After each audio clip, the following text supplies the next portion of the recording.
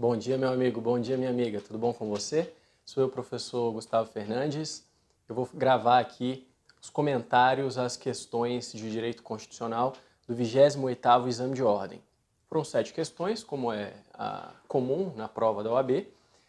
Algumas mais difíceis, outras mais fáceis. Dessas 7, 5 cobraram letra de lei. Se você soubesse o artigo, você provavelmente acertaria a questão. E 2 questões aqui trouxeram alguma coisinha de jurisprudência ou de doutrina. Uma delas, vocês vão ver, é passível de anulação. Para mim é caso certo de anulação. Vamos ver como é que vai ser. Primeiro, os canais de comunicação que eu coloquei ali, o meu Instagram, Gustavo_Fernandes_Salles, o e-mail gustavo.fernandes@tjdft.jus.br. 28º Exame de Ordem, questões de direito constitucional. Como é que eu vou fazer?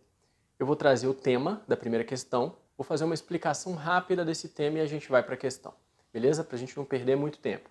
Então a primeira questão aí foi sobre organização do Estado. Organização do Estado. O que você precisa saber primeiro, rapidamente? O que você precisaria saber para acertar essa questão número 1?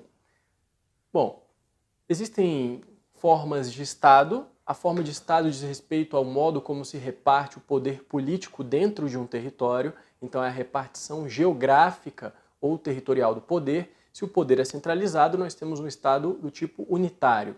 Se o poder é descentralizado, nós temos um Estado composto, que pode ser uma confederação ou uma federação.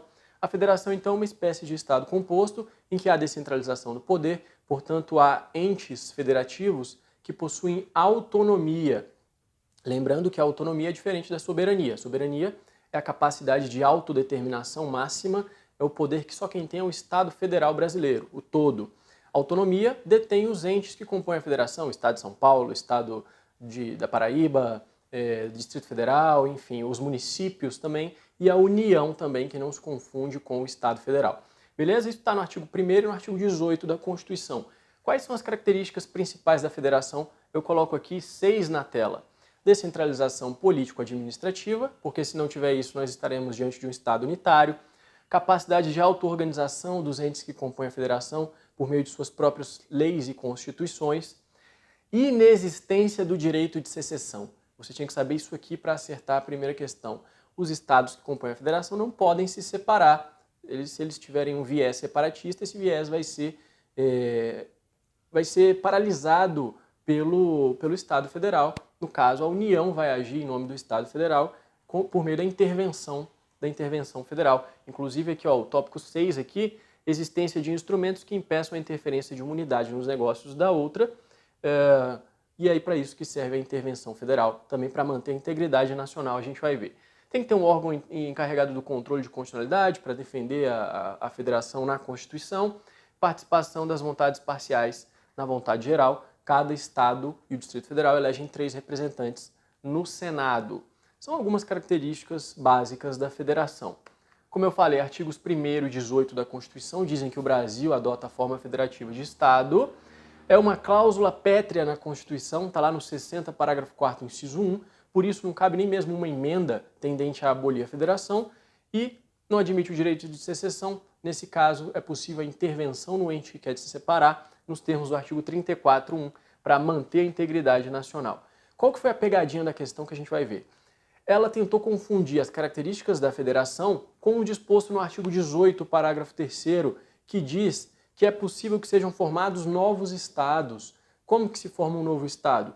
Desmembrando um dos que já existem, esse desmembramento pode se anexar a outro, pode formar um estado próprio, por meio de incorporação de um estado ao outro.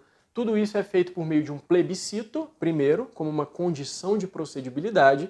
Se o plebiscito for aprovado pelas populações diretamente interessadas, uma lei complementar do Congresso Nacional vai criar esse novo Estado, mas isso não se confunde com o direito de secessão, com um Estado querer se tornar independente do Brasil. Beleza? Olha aqui a questão 1 da prova, então. A população do Estado X, insatisfeita com os rumos da política nacional e os escândalos de corrupção que assolam as esferas do governo, inicia uma campanha pleiteando a separação do restante da Federação Brasileira. Um plebiscito é convocado e 92% se dizem favoráveis à independência. Sobre essa hipótese, o que está correto? A. Diante do expressivo quórum favorável à separação, a Assembleia Legislativa do Estado deverá encaminhar ao Congresso a proposta de emenda que, se aprovada, viabilizará a secessão. Ele confundiu o plebiscito, o resultado favorável, que com uma lei complementar poderia aprovar a criação de um novo Estado. Agora, a secessão, a separação, a independência, isso não é possível nem mesmo por uma emenda à Constituição, porque a federação é uma cláusula pétrea na nossa Constituição. B. Para o exercício do direito de secessão, existe lei estadual do ente separatista. Não é possível o direito de secessão na federação. C. Diante da autonomia dos entes, admite-se a dissolução do vínculo existente entre eles, de modo que o Estado X poderia formar um novo país. Não se admite o direito de secessão. A autonomia não se confunde com a soberania. O ente autônomo ele tem limitações dispostas na Constituição, como a impossibilidade de se separar. D. A forma federativa de Estado é uma das cláusulas pétreas que norteiam a ordem constitucional brasileira, que conduz à conclusão de que se revela inviável o direito de secessão por parte de qualquer dos entes federados, o que pode motivar a intervenção federal. Então a resposta correta é a letra D. Se você soubesse as características da federação e soubesse que não poderia confundir isso com o artigo 18, parágrafo 3º, questão tranquila, você matava essa. Veja que é uma questão que exige lei, mas exige também doutrina. Foi a única que exigiu doutrina aqui na prova. Questão 2. O tema foi controle de constitucionalidade. Sempre cai pelo menos uma questão de controle de constitucionalidade. Para a gente acertar a questão, tinha que saber, para você acertar, você tinha que saber sobre a ADPF, a Arguição de Descumprimento de Preceito Fundamental. Ela está lá no artigo 102, parágrafo 1º da Constituição, que diz: a ADPF, decorrente desta Constituição, será apreciada pelo Supremo Tribunal Federal na forma da lei. Então a Constituição só traz a competência, que é do Supremo, e o nome da ação. É uma ação de controle abstrato de constitucionalidade. Você julga em tese se um ato é constitucional ou não, fora de um caso concreto. É uma ação objetiva, que tem algumas características. Ela permite que se analise perante a Constituição lei municipal, ato pré-constitucional de antes da Constituição de 88, atos já revogados também. Bem, a lei que regulamenta a ADPF é a 9882, e ela fala que a ADPF terá por objeto evitar ou reparar lesão a um preceito fundamental, está negritado aqui, artigo 1º, e ela diz que também caberá a arguição de descumprimento de preceito fundamental quando relevante o fundamento da controvérsia, papapá, no parágrafo único. Beleza? O que você tem que saber da ADPF? O parâmetro, o objeto e os legitimados. Qual que é o parâmetro? Qual que é a norma de referência que não pode ser violada? São os preceitos fundamentais. Nem a lei nem a Constituição dizem que é um preceito fundamental. Então o Supremo falou, caso a caso, a gente vai decidindo aqui o que se enquadra como preceito fundamental. Já enquadrou os princípios fundamentais, artigos 1º a 4º, direitos e garantias fundamentais, título 2 da Constituição, e direitos e garantias fundamentais que estão fora do título 2, os heterotópicos, princípios constitucionais sensíveis e cláusulas pétreas. Em relação ao objeto, são vários objetos, aqueles mesmos da ADI e da ADC, só que também decisões judiciais podem ser objeto de ADPF quando a interpretação delas seja contrária ao preceito fundamental. Exemplo, ADPF 101 foi o caso cobrado na questão, você vai ver. Discutiu-se a constitucionalidade de atos normativos que proibiam, na verdade, a importação de pneus usados. Tinha decisões judiciais interpretando isso aí de modo contrário ao preceito fundamental, que no caso era o direito à saúde, direito ao meio ambiente ecologicamente equilibrado, e também a busca do desenvolvimento econômico sustentável. Então o Supremo recebeu essa ADPF por entender que cabe sim a ADPF questionando essas decisões judiciais, tendo por preceito fundamental esses direitos aí que eu coloquei em negrito para você. Beleza? Também cabe a ADPF sobre atos de efeitos concretos, inclusive emanados do Poder Executivo, como na ADPF 307, medida cautelar referendada em 2013. E os legitimados são os mesmos da ADI, lá do artigo 103, incluindo o Presidente da República, sem nenhum problema. Para fechar a ADPF tem o princípio da subsidiariedade, ou a regra da subsidiariedade, que está lá no artigo 4º, parágrafo 1º da Lei 9882. Esse artigo diz que só caberá a ADPF, ela só será conhecida se não existir outro meio eficaz de sanar a lesividade. O Supremo já disse aqui na ADPF 33 que esse outro meio eficaz seria uma outra ação objetiva, uma ADI, uma ADC. Se não couber uma ação dessa objetiva, aí já cabe a ADPF, mesmo que coubesse um recurso extraordinário, alguma coisa concreta. Bom, questão. Numerosas decisões judiciais, contrariando portarias de órgãos ambientais e de comércio exterior, concederam autorização para que sociedades empresárias importassem pneus usados. É o caso da ADPF que eu mostrei para vocês. Diante disso, o presidente da República ingressa com uma ADPF. Ele pode fazer isso, o presidente da República está lá no 103. Sustentando que tais decisões judiciais autorizativas da importação dos pneus teriam afrontado um preceito fundamental, que seria o direito à saúde e um meio ambiente ecologicamente equilibrado. Alternativa A. A ADPF não se presta para impugnar decisões judiciais. Aqui está errado. B. A ADPF tem por objetivo evitar ou reparar lesão a preceito fundamental resultante de ato do poder público, artigo 1º da lei, ainda que de efeitos concretos ou singulares, o Supremo admite. Logo, pode impugnar decisões judiciais, pode, que violem preceitos fundamentais da Constituição, desde que observada a subsidiariedade. Questão perfeita, explicou exatamente o que é a ADPF. C. Embora decisões judiciais possam ser impugnadas por ADPF, a alegada violação do direito à saúde e a um meio ambiente ecologicamente equilibrado não se insere no conceito de preceito fundamental. Errado. D. A ADPF não pode ser admitida, pois o presidente da República não detém legitimidade para suscitar a inconstitucionalidade de atos dos membros do Judiciário. Errado. Ele pode suscitar, ele pode ajuizar a ADPF e a ADPF pode ser contra decisões judiciais. Então, a certa é a letra B de bola. Até aqui tudo bem com o nosso gabarito, que foi divulgado pela FGV. Questão que exigiu não só o conhecimento da Constituição, mas da Lei 9882 e principalmente daquele julgado, o ADPF 101. Trouxe o caso da questão ali, beleza? Agora só questões que são letra de lei. Questão 3. Trata de direitos e garantias fundamentais, que é um tema que também sempre vai ter pelo menos uma ou duas questões na prova. Essa questão, ela cobrou 2 incisos do artigo 5º. Vamos ver aqui. O primeiro é o 33. Assegura como um direito de todos o acesso à informação. É um dispositivo que permite a liberdade de acesso à informação. Produzidos no âmbito dos órgãos públicos, exceção se houver um sigilo indispensável à segurança da sociedade ou do Estado. Essas informações podem ser tanto de interesse pessoal quanto de interesse coletivo ou geral, beleza? Já o inciso seguinte, o 34, ele traz 2 remédios constitucionais de natureza administrativa. Na linha A, o direito de petição, na linha B, o direito de obter certidões nas repartições públicas. A que interessa é a linha B, que diz que também a todos são assegurados, independentemente do pagamento de taxas, é uma imunidade tributária, a obtenção de certidões e repartições públicas, mas aqui é só para a defesa de direitos e esclarecimento de situações de interesse pessoal. Não tem interesse coletivo aqui. Quais são as diferenças, então? Aqui é só interesse pessoal, no inciso 33, interesse coletivo ou geral também. Só que no 34 tem a imunidade tributária. No 33 a Constituição não fala nada disso. Olha o que o Supremo já falou a esse respeito. ADI 3278, julgado em 2016, viola o direito de petição previsto lá no 34B, a exigência de recolhimento de taxa para emissão de certidão e repartição pública. Até aqui tudo bem. E vem em negrito aqui. A imunidade refere-se tão somente às certidões solicitadas, objetivando a defesa de direitos ou esclarecimentos de situação de interesse pessoal.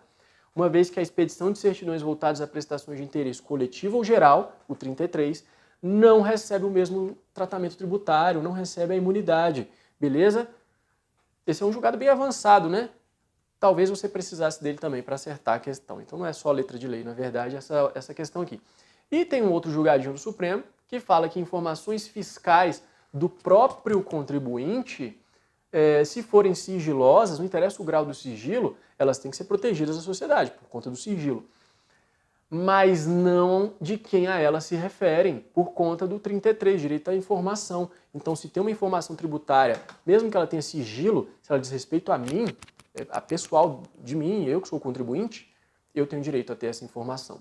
Beleza? Foi decidido aí no RE 673707. Agora vamos para a questão, então, questão 3 da prova. Alisson, cidadão brasileiro, ingressa com um requerimento administrativo perante a Secretaria da Fazenda, pleiteando a revisão do IPTU, do valor do IPTU, uma vez que não concorda com os cálculos. Depois de 90 dias sem qualquer atualização no andamento lá do pedido dele, retorna à repartição administrativa indagando por que vocês não falaram nada aí, cadê a resposta da minha informação? Ele obtém como resposta que o procedimento é sigiloso, mas que poderia obter uma certidão com as informações mediante o pagamento de uma taxa. Diante da situação apresentada, assinale a correta. A. Essa foi considerada correta pelo gabarito. mas você vai ver que ela não é correta. A atuação da Secretaria da Fazenda é inconstitucional, pois a obtenção de certidões em repartições públicas, contendo informações de interesse particular ou coletivo ou geral, é direito de todos, sem pagamento de taxa, ressalvadas a do sigilo indispensável à segurança da sociedade do Estado. Veja que a questão misturou o inciso 33 com o 34, misturou os dois. Falou tanto que é um direito de todos sem pagar taxa, que é do 34, quanto que as informações são de interesse particular ou coletivo ou geral, do 33. E isso é errado. Por quê? Porque o não pagamento da taxa, a imunidade tributária, é só para informação de interesse particular. De interesse coletivo, o Supremo não dá essa imunidade. Então a questão misturou e confunde o candidato. Ela acaba se tornando errada, porque ela diz que em nenhum dos dois casos, nem no interesse particular, nem no interesse coletivo ou geral, vai haver o pagamento de taxa. E a imunidade é só para o interesse particular. Pode a legislação local dar, conferir uma isenção, aí já não é mais imunidade, é isenção tributária? Pode. Mas, pelo que diz a questão aqui, não tem nada disso. Além do que ele faz genericamente a afirmação. Está errado isso aqui. Foi considerada certa, mas é uma questão passível de anulação. B. Para obter a certidão com informações de interesse pessoal, como manifestação do direito de petição, pode ser exigido o pagamento de taxas se o Alisson não comprovar ser suficiente econômico. Pegadinha antiga, errado. É assegurada o direito de certidão, independente de pagamento de taxas, a todos, independentemente de ser rico ou pobre. C. Embora inexista óbice a cobrança de taxas para despesas com emissão de certidões nas repartições públicas, já está errado aqui. Se for situação de interesse pessoal, tem imunidade tributária. D. Alisson não pode ter acesso ao feito porque os procedimentos administrativos que versam sobre matéria tributária são sigilosos, somente podendo ser acessados sem autorização judicial por um advogado. Errado. Ainda que haja um sigilo, o contribuinte tem o direito de acesso àquela informação, segundo o Supremo. E para ter o direito de petição, direito de obter certidões, não precisa de advogado, porque não se confunde com o direito de ação. Então está errado também. Não tem alternativa certa essa questão. Questão passiva de anulação. Questão 4. Caiu um tema lá das disposições constitucionais gerais. Esse artigo 243 já caiu no exame da OAB antes. E caiu de novo. Bastava você saber esse artigo. Só isso. É claro que você dificilmente vai lá estudar a Constituição até o artigo 250 do corpo permanente, não vai estudar os mais de 100 artigos do ADCT, mas isso aqui diz respeito ao estudo do direito de propriedade e da desapropriação. Então, é algo tranquilo de saber.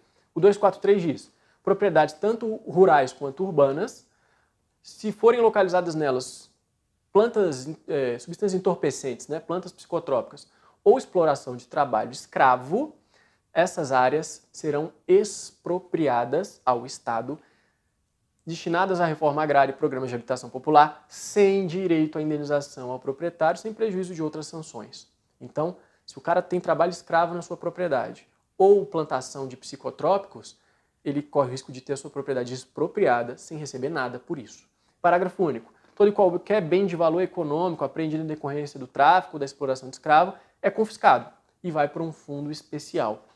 Então, confisca os bens e expropria a terra. Olha o que a questão cobrou. Agentes do Ministério do Trabalho, inspeção lá na carvoaria, lá na zona rural tal, constataram que os trabalhadores encontravam-se em exploração de trabalho escravo. E aí vai falando todo como que era o trabalho escravo deles. Diante disso, assinale a alternativa correta. A. Diante da vedação ou confisco, consagrada na Constituição, o descumprimento da função social, e enseja responsabilização administrativa, civil, criminal, mas não autoriza a expropriação da terra. Errado. Era só saber o 243 para saber que pode expropriar. B. O uso de mão de obra escrava autoriza a progressividade das alíquotas sobre o IPTU e, se isso não se revelar suficiente, poderá ocorrer a expropriação mediante prévia e justa indenização. Isso aqui se dá na propriedade urbana, lá no artigo 182 até 184 da Constituição. Lá fala da desapropriação sanção, que começa com IPTU progressivo no tempo, a edificação compulsória, IPTU progressivo no tempo e a desapropriação indenizada mediante pagamento em forma de títulos da dívida pública. Não é o caso aqui. Aqui é sem pagamento nenhum. C. A hipótese enseja desapropriação por interesse social para fins de reforma agrária, mediante prévia e justa indenização em títulos de dívida agrária.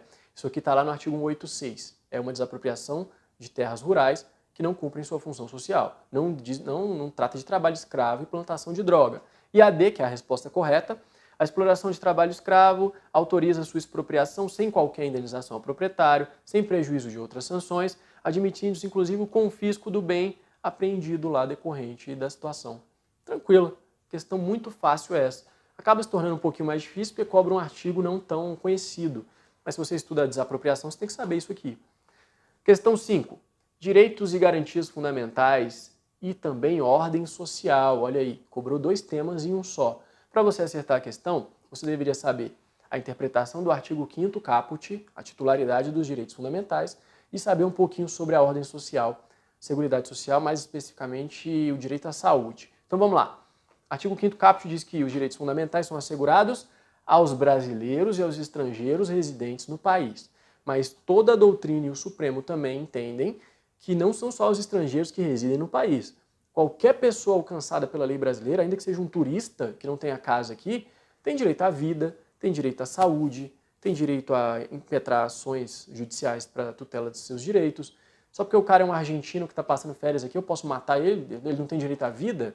Né? Então, só não terão direitos os estrangeiros ou pessoas jurídicas ou mesmo brasileiros quando a Constituição excluir, por exemplo, direitos políticos. São direitos fundamentais. O estrangeiro tem direito político? Não tem. O menor de 16 anos tem direitos políticos? É brasileiro nato, mas não tem.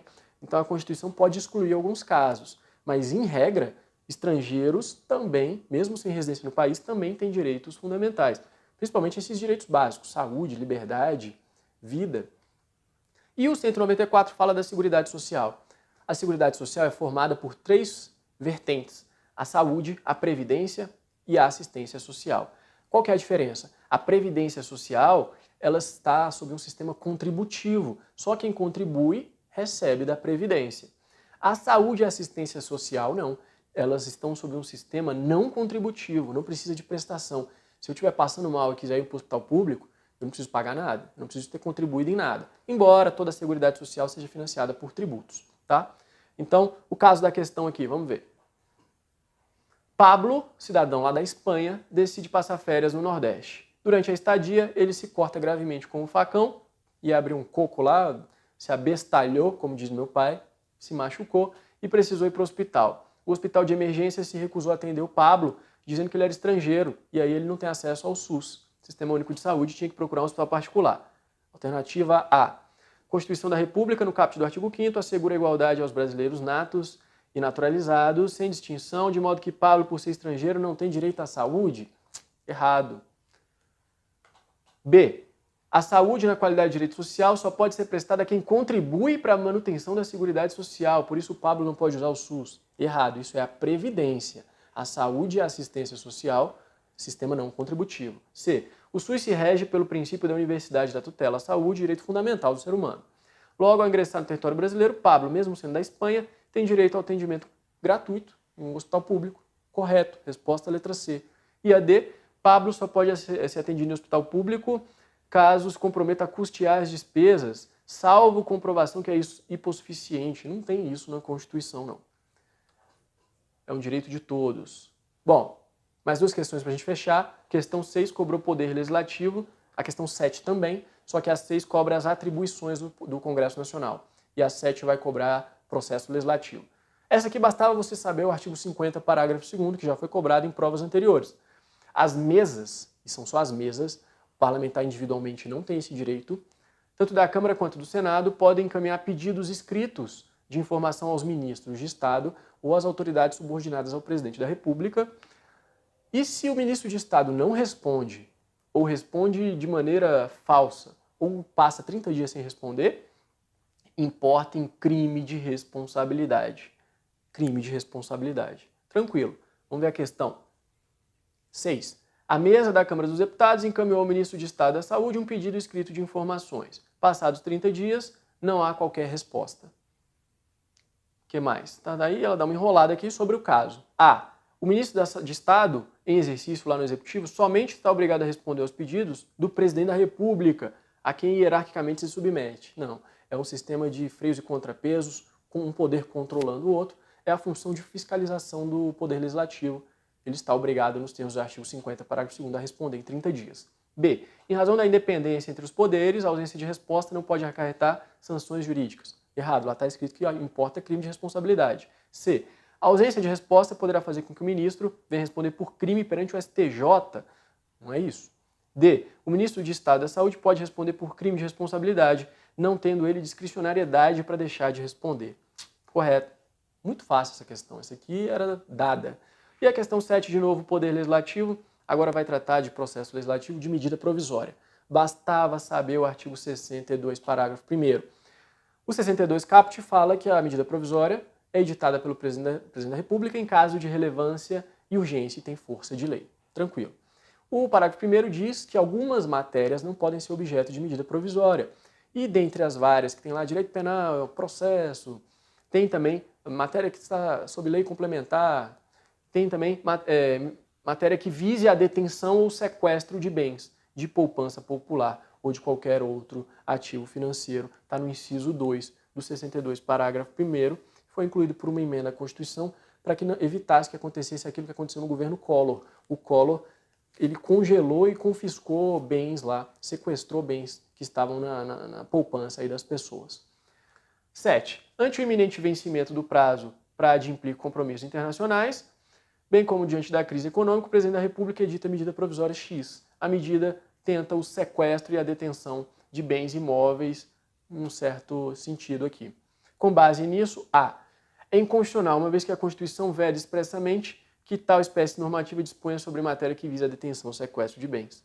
Correta. Era só saber isso aí. As outras questões são só conversa para boi dormir. Olha lá, B. É inconstitucional, pois se trata de matéria já regulamentada pelo legislador originário, qual seja desapropriação. Não interessa se a matéria já está disponibilizada, regulamentada pelo legislador ordinário. A medida provisória suspende a aplicação da lei, que lhe é contrária, até que ela seja rejeitada ou convertida em lei. Aí, quando ela é convertida em lei, ela revoga a lei em sentido contrário ao anterior.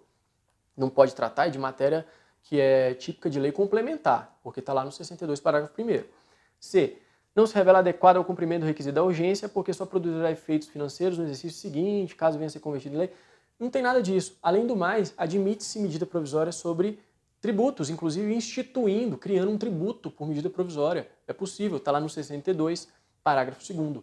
E ela só vai produzir efeitos no exercício financeiro seguinte se vier a ser convertida em lei até o último dia daquele que foi editado. Então, mesmo com essa situação, é possível que ela preencha o requisito da urgência. Por exemplo, instituindo um tributo. E a D. É constitucional, pois foram respeitados requisitos de relevância e urgência. Beleza, ela até fala certo aqui, mas não é constitucional porque pega uma matéria que é vedada a ser disposta via medida provisória. Meus amigos, esses são os comentários das questões. A questão 3, número 13 da prova do tipo 1, ela está com o gabarito errado. Ela vai ser anulada se a banca FGV for uma banca correta. Beleza? Tá aqui o Instagram, e-mail. Um abraço para vocês. Até mais.